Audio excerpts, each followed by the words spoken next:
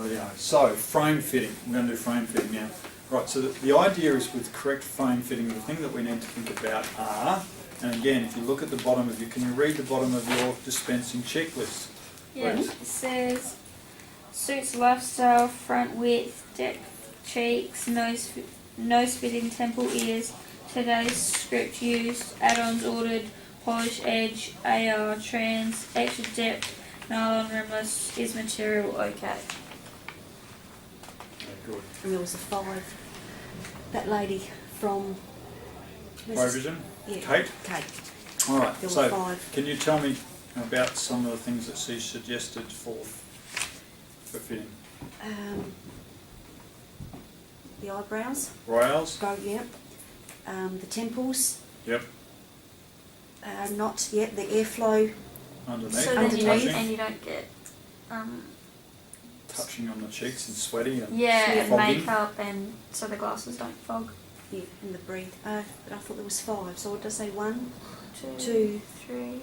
3. Oh, was it here? On the nose.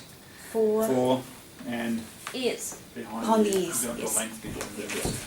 So they're the 5 things, and if you actually look at the list there, I think it's got. I don't think I put brow, but basically, That's just to go like the sides of your glasses to So, go yeah. to the sides of your eyebrows, which yours do. Yeah. So about the width there is Yeah. about right. You want it so that it's not too Frame's wide not too there.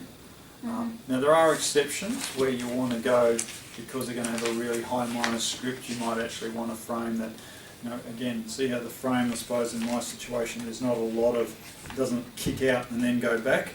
For someone who's got a high minus script, you probably do want one that's got, the width is appropriate there, but it may not be as wide in the lens, because the lens you want to be just a little bit narrower to try and make sure it doesn't get as thick on the edge. Okay, so there are exceptions, but as a general rule, you want the width such that the lens, the arms are going straight back and not bending, or that that the frame is really sort of wide, almost to the point that's too wide on them. But you don't want it too narrow and the frame sort of bending out.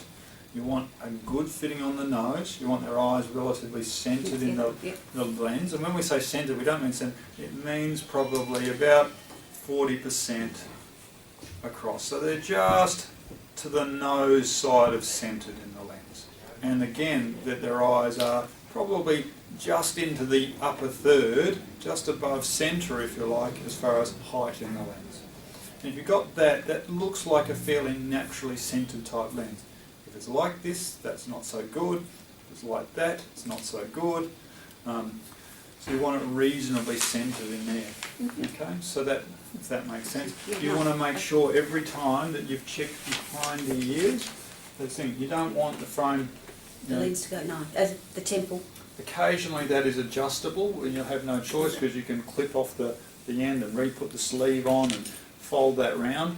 But so many of the frames that is not actually possible to do. You should never have to rely on doing that, because that's a last resort. And again, you can't do it on that frame. You can't do it on your frame with a plastic temple. You can only do it on a metal temple that doesn't have a ridge. It's got a long, and so it's really, that's just occasionally we have to do that with kids or something like that, where there's just they've just got a really short length. There's just virtually nothing available to do that, and it wouldn't matter how many suppliers we look through, we just wouldn't find it. They're the exceptions rather than the rule. So most of the time what you need to be doing is making sure you've got a good fit. But they sent, really watch for ridges on the nose.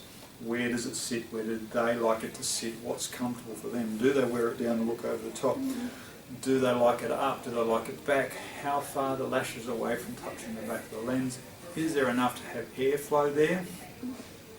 If it's a progressive lens, that's particularly a aviator style, making sure that the actual height in the lens from where their pupil centre is actually enough, because obviously it's not in pupil centre, but it's actually slightly in, because when we read, our eyes come in, so they're actually where they're reading through is actually 1 to 2 millimetres closer in from where the pupil centre is. And if it's a really scalloped frame, you may start to find that you've really chopped off a lot of the reading area.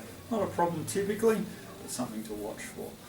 With the nose fitting, you really want to make sure if it's a shell fit, that it's fitting gentle touch pretty much across the whole region equally. And you want to look at that fairly carefully and really get in and have a good look. It is okay, I don't mind doing this to people, but to be up close and personal when you really check that fit. Just checking, tell them what you're doing. Yeah, no, it's good there.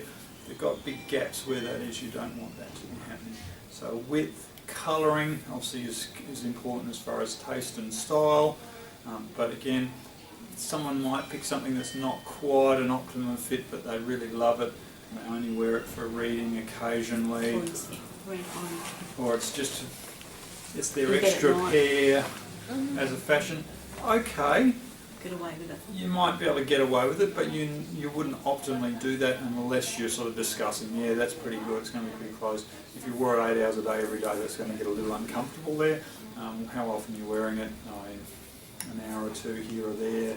It's my second pair, it's the pair for the shack, it's the pair for the dress for the wedding, or the outfit for, it's a 3-hour function or something. Okay, but as a general rule, that's most people are wearing their glasses most of the time. For a lot of time, for a number of years, you do want those fittings to be optimal. You want to be making sure with those ridges that it does just like to sit. The other thing you've got to watch too is a bit of a funny one, but you will have some frames that just seem to sit really well when they're first on, and that's great, and they're often a good sit because you know they're just sitting well without a lot of adjustment, that's great.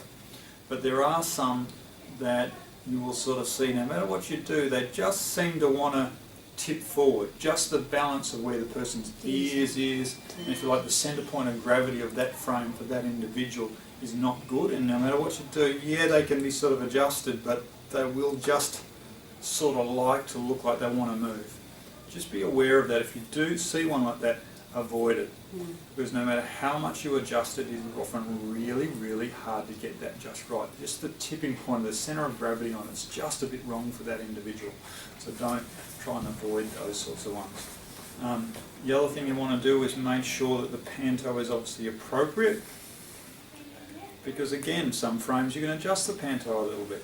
Many of them, this sort of one, not going to, with a thick arm like that, get much of a panto adjustment. Most of the ones with spring-loaded sides are going to be hard. You can adjust some, but mostly it's very difficult to adjust that these days with the current styling. That'll change again in the future, and there'll be ones that are more adjustable, but at the current styling, very difficult to adjust that. So don't sort of go, oh yeah, we'll adjust that later. Look to see if it can be adjusted. If it can be and it's going to be fine, and they like it, great.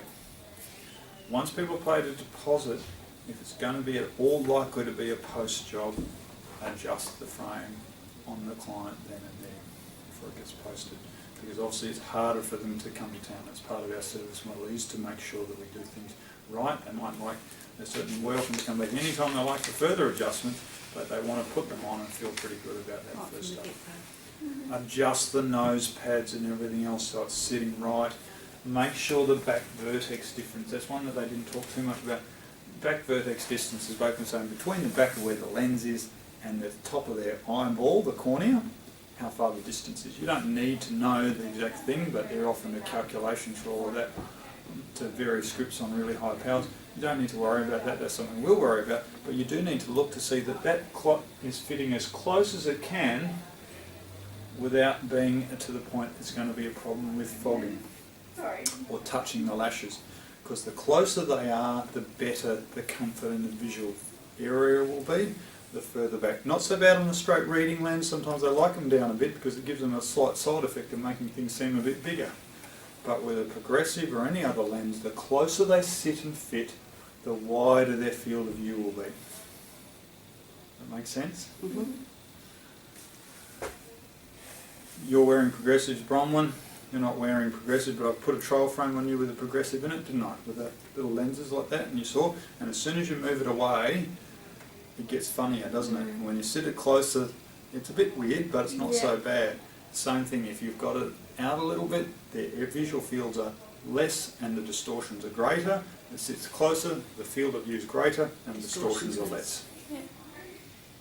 So good optimum fitting can take a pretty good progressive lens and make it great. Bad fitting can make a great progressive lens look ordinary. Now we prescribe really good ones to the fantastically good ones, And that's why a lot of clients will come back and back and back, because sometimes they'll go somewhere else because they get a cheap one and it just doesn't perform anywhere near as good. But if we actually get someone coming back to us, or a regular client, and we fit them with a badly fitted glasses, even with the best progressive lens, it will be better than the cheap cruddy one from somewhere else, but it won't be that much better. It won't be the sensationally better. It won't be wow better. Which it should be. Which it should be. We've paid for that technology. We've given them that technology. We need to deliver the whole solution correctly. Does that make sense? So Common sense. So sizing, colouring, style, fashion, very important. Okay, but particularly correctly fitted so that they will be optimal, comfortable, and easy to use is the bit that at the end of the day, long after people have had the wow of the new look, the wow of the better vision, and the trouble for it, they then move from the customers move from that wow, it's nice and it's new, I can see better, to then moving into the now I'm just wearing them every day. And now once they move past the fact that they like them still and they look good, they then start moving into I'm just using them as a. They've started to move past the fashion element of it. They're using them then about function, and it becomes very much about how comfortable and easy and low fuss. And I put them on, and it always felt great, and they didn't scratch, and they were easy to clean. And it moves about the wearability of the lens and the frame much more than the look. The look's really important first of all when they go home, and the husband goes, "No, wife goes." Or, wow, you look good. Or, gee, you don't look too bad. Looks a few years younger. Because you're not paid. You know, what the initial wow of the look is great. It's very important. It's the fact that down the track that they're going to be happy, and the glasses are not going to give them. They're going to get trouble-free performance. Is the bit that'll keep them happy and satisfied. And bring them back. Yeah. And that's where we really must do that well. Got it?